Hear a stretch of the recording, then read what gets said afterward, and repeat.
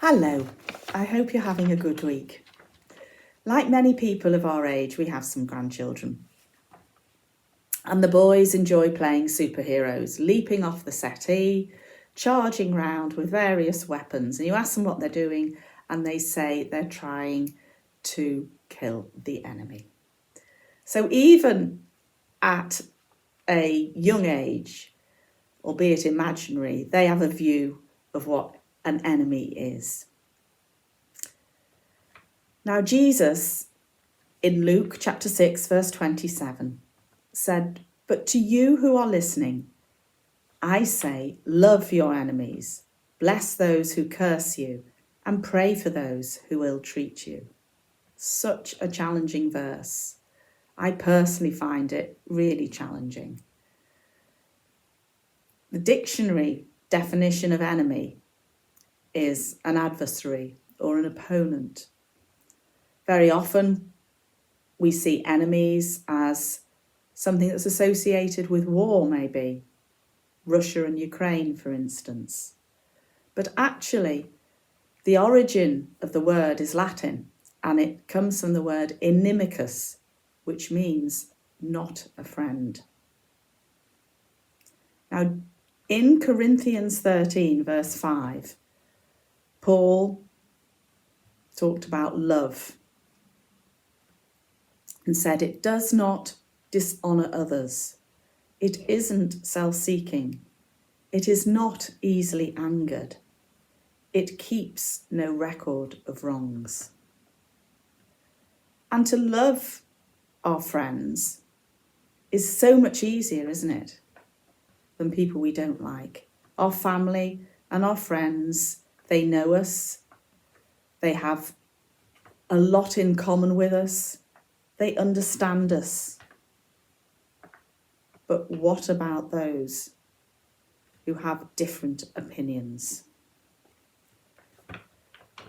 We can say, well, they don't like me. They ignore me. They say unkind things about me. They don't do anything for me. Now, the common word there is me. And our focus should be on Jesus, not on ourselves. And Jesus said in John chapter 13, verse 34, "Love one another as I have loved you. By this, everyone will know you, and that you are my disciples." Our church verse at Christ Church is making, growing, and being disciples. If we just love our friends and our family and not those that we don't particularly like, then we're no different, are we, from anybody else in the world.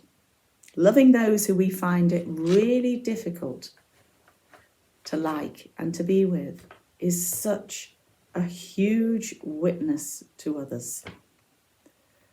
I'm going to tell you about something that I came across when I was a very new Christian, which was a long time ago. I was at a church where there were many missionaries and people who'd been missionaries, and there was an American family there, and the father was a professor in the local Bible college, and he lived there in a flat with his wife and his 4 lovely young children. And they, like many other missionaries, didn't have a lot of money, and they lived by faith, and they'd saved and bought some Christmas presents for their children. This was just before Christmas. And they'd gone one Sunday night to the service at church and returned to find that their flat had been completely messed up and things stolen. In particular, the presents that they bought for the children for Christmas. An awful thing to have happened. And I was talking to the mum afterwards and just asking her how she was and what she'd done when they saw the awful mess that they'd returned to. And she said, well, we sat down as a family and we just all prayed. We prayed for those that had robbed our flat, that they would know Jesus in their lives. Wow, I was blown away by this, and this to me showed me the sort of Christians and what a Christian should be. And so how it is so difficult. How do we love those who aren't our friends and that we do find it difficult to love? We have the Holy Spirit in our lives to enable us to show those in the world that as Christians we are different from others. Philippians 4 verse 13 says, I can do everything through him who gives me strength. And today I pray that we can all, through the Holy Spirit, try to love those who aren't our friends, to enable others to see what being a disciple of Christ really is. Thank you.